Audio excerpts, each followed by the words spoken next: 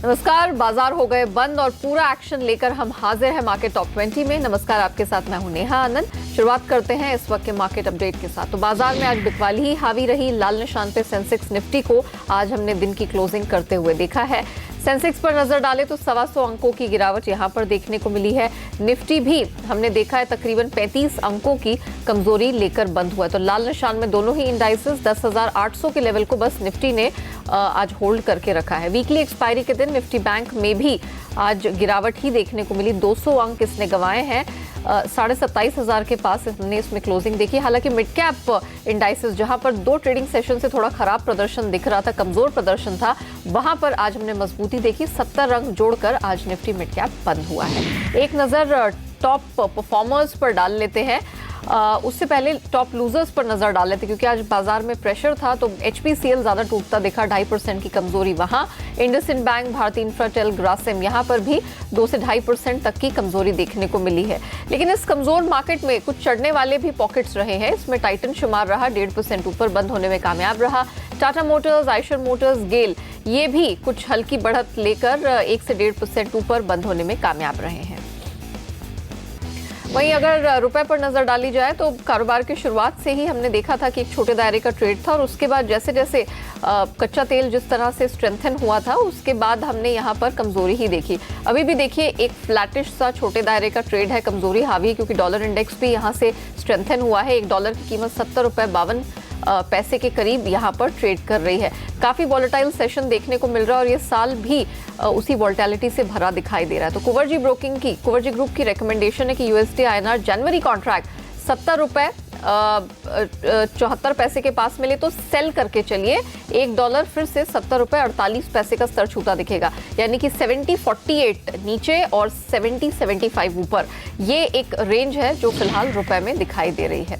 वहीं अगर कच्चे तेल की बात करें, क्योंकि कच्चे तेल की तर्ज पर ही हमने इस तरह की प्रेशर बनता हुआ देखा था। कच्चे तेल में हालांकि आज थोड़ा प्रॉफिट बुकिंग का दिन रहा है। US चीन में जो ट्रेड वॉर की जो वार्ता है वो सक्सेसफुल ही होते दिखे, ऑल्दो उसके डिटेल्स नहीं आए हैं। वो यूफोरिया अभी थोड़ा सा छटता हुआ दिखा है। सप्लाई साइड अमेरिका में भी बढ़ा है। तो ये तमाम फैक्टर्स हैं जिन्होंने ऊपरी स्तरों से प्रेशर बनाने का काम किया। हालांकि $60 ब्रेंट ने नीचे तोड़ा नहीं है। घरेलू बाजार में भी हमने देखा है कि तकरीबन 0.5 से 1% तक की कमजोरी दिन भर रही है, कमजोर रुपए के बावजूद। एक्सपर्ट्स को लगता है कि जितना नीचे कच्चा तेल जाए उसे खरीदना चाहिए। 3700 के आसपास खरीद की यहाँ पर रिकमेंडेशन निकल कर, इनफैक्ट 3600 के पास वो लेवल्स है। 3600 के आसपास खरीद की सलाह निकल कर आ रही है, और 3680 तक का यहाँ पर अपसाइड दिखाई दे रहा है। तो अच्छी खासी मजबूती, अच्छी खासी स्ट्रेंथ उस फ्रंट पर भी नजर आ रही है। तो कच्चे तेल में कोई भी डिप मिले वो यहाँ पर खरीद का ही मौका होगा। कच्चे तेल के भाव में आए मजबूती के ट्रेंड से ऑयल मार्केटिंग कंपनियों, पेंट और एविएशन शेयरों पर दबाव देखने को मिला। HPCL, IOC, BPCL में 1.5 से 2.5% तक की गिरावट ही देखने को मिली है। कंसाइन एरोलैक, एशियन पेंट्स में भी तकरीबन आधे % की कमजोरी रही। जेट एयरवेज, इंटरग्लोब एविएशन भी आधे % तक पिटते नजर आए हैं। GST में छोटे कारोबारियों को बड़ी राहत मिली है। GST काउंसिल ने कंपोजिशन स्कीम की जो सीमा है वो 1 करोड़ से बढ़ाकर 1.5 करोड़ कर दी है। साथ ही कंपोजिशन स्कीम की तरह अब साल में सिर्फ एक बार रिटर्न फाइल करनी होगी। इसके अलावा काउंसिल ने GST की थ्रेशोल्ड लिमिट 20 लाख रुपए से बढ़ाकर 40 लाख रुपए कर दी, यानी अब 40 लाख तक कारोबार करने वाले GST के दायरे से बाहर होंगे। यानी अब छोटे छोटे कारोबार करने वाले कुछ और लोगों को GST की प्रक्रिया में शामिल होने की जरूरत नहीं होगी। काउंसिल ने केरल की आपदा राहत के लिए 1% सेस को भी मंजूरी दे दी है। मारुति सुजुकी ने आज से गाड़ियों के दाम बढ़ा दिए हैं। कंपनी के सभी मॉडल्स के दाम 10,000 रुपए तक बढ़ाए गए हैं। लागत बढ़ने की वजह से कीमतों में इजाफा किया गया है। कंपनी का कहना है कि महंगी कमोडिटी और ऊंचे फॉरेक्स रेट की वजह से दाम बढ़ाने का फैसला लिया गया है। बंधन बैंक के नतीजों से शेयर में आज बढ़त देखने को मिली। तीसरी तिमाही में बैंक का मुनाफा 10.4% बढ़कर 331 करोड़ रुपए रहा। ब्याज से आमदनी यानी कि NII 53.6% बढ़कर 1124 करोड़ रुपए रही है। तिमाही दर तिमाही नेट इंटरेस्ट मार्जिन 10.3% से बढ़कर 10.5% रही। लोन ग्रोथ भी इसी दौरान 46.1% रही है। IL&FS में एक्सपोजर के लिए बैंक ने 385 करोड़ रुपए की प्रोविजनिंग की है। गोवा कार्बन के नतीजों से निराशा ही हाथ लगी है और यहां गिरावट देखने को मिली। कंपनी तीसरी तिमाही में मुनाफे से घाटे में आ गई है। गोवा कार्बन को 23 करोड़ रुपए के मुनाफे के मुकाबले 5 करोड़ रुपए का घाटा हुआ है। वहीं आय 187 करोड़ रुपए से घटकर 94 करोड़ रुपए रही है। दरअसल कंपनी के कई प्लांट बंद रहने की वजह से नतीजों पर इस प्रकार का असर पड़ा और गोवा कार्बन आज 2% नीचे बंद हुई। आज शाम आईटी दिग्गज TCS तीसरी तिमाही के नतीजे पेश करेगी। कंपनी की डॉलर आय 1.25% बढ़कर तकरीबन $528 करोड़ रहने का अनुमान है। हालांकि तिमाही दर तिमाही रुपए में आय 2.5% की बढ़त के साथ 37,800 करोड़ रुपए रह सकती है।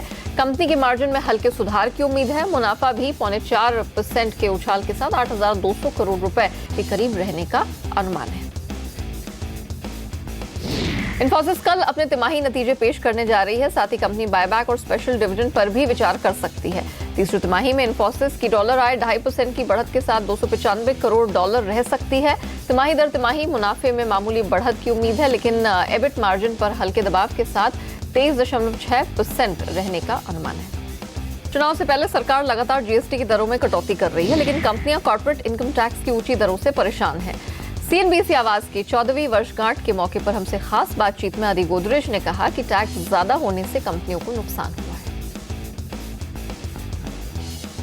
कॉर्पोरेट टैक्स रेट जो कम करने वाले थे गवर्नमेंट, तो छोटी कंपनियों पे कम किया, लेकिन बड़ी कंपनियों अब भी दुनिया का one of the highest corporate tax rate भर रहे हैं।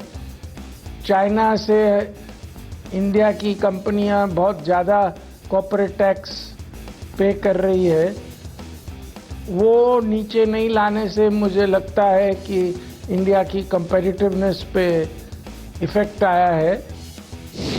अमेरिका में ट्रंप प्रशासन लगातार फार्मा कंपनियों पर दवाओं की कीमतों में कटौती के लिए दबाव बना रहा है, लेकिन भारतीय कंपनियां इसे अपने लिए अच्छा मान रही हैं। CNBC आवाज की 14वीं वर्षगांठ के मौके पर खास बातचीत में बायोकॉन की CMD किरण मजूमदार-शॉ ने कहा कि इससे भारतीय जेनेरिक बायोसिमिलर कंपनियों को फायदा होगा।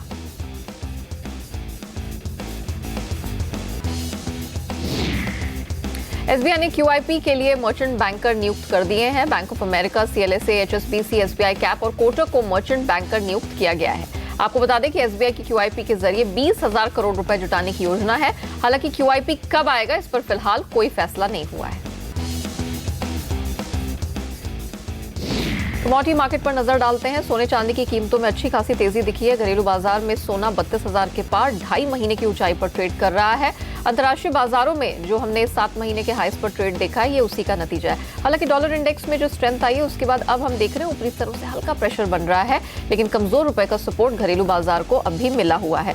वहीं चांदी की अगर बात करें तो इसमें भी हमने तकरीबन 6 से 7 महीने की ऊंचाई पर ट्रेड देखा है। 39,600 रुपए के पार 100 रुपए की अब भी मजबूती है और इंटरनेशनल मार्केट हालांकि अब ऊपरी स्तरों से थोड़ा दबाव झेल रहे हैं। यहाँ पर घरेलू बाजार में रिकमेंडेशन तो यही निकल कर आ रही है कि हर डिप्स खरीदारी का मौका है। 32,000 के पास यानी कि मौजूदा स्तरों के आसपास कुवरजी ब्रोकिंग फरवरी वायदा में खरीदारी की सलाह दे रहे हैं। वो 32,240 तक इसे ऊपर जाता देख रहे हैं। तो चांदी में भी खरीद की ही रिकमेंडेशन है। मौजूदा स्तरों पर एंट्री करें। 40,080 तक का अपसाइड टारगेट यहाँ पर देख रहे हैं एक्सपर्ट। स्टॉप लॉस 39,300 रुपए के आसपास का आपको लगाना है। वही बेस मेटल्स की बात की जाए तो यहाँ कुछ मिला जुला सा रुझान देखने को मिला है। अंतर्राष्ट्रीय बेंचमार्क के दम पर हमने लेड को और निकल को थोड़ा सा चढ़ते हुए देखा है, वरना बाकी सारे मेटल्स या तो छोटे दायरे में या प्रेशर खा रहे हैं। जिंक की अगर बात करें तो यहाँ 1% तक की कमजोरी दिखाई दे रही है और कॉपर है या एल्यूमिनियम है, ये मामूली सी स्ट्रेंथ के साथ ही ट्रेड करते हुए नजर आ रहे हैं। तो लेड के जनवरी वायदा में पैसे लगाने की सलाह आ रही है। 139 रुपए के पास लेड खरीदने की रिकमेंडेशन है, जो कि अभी के मौजूदा स्तर है, और 143 रुपए 20 पैसे तक इसका टारगेट अपसाइड दिखाई दे रहा है। और आपको बता दें कि आपका पसंदीदा चैनल अब और किफायती दाम पर आपको मिल रहा है। CNBC आवाज देखने के लिए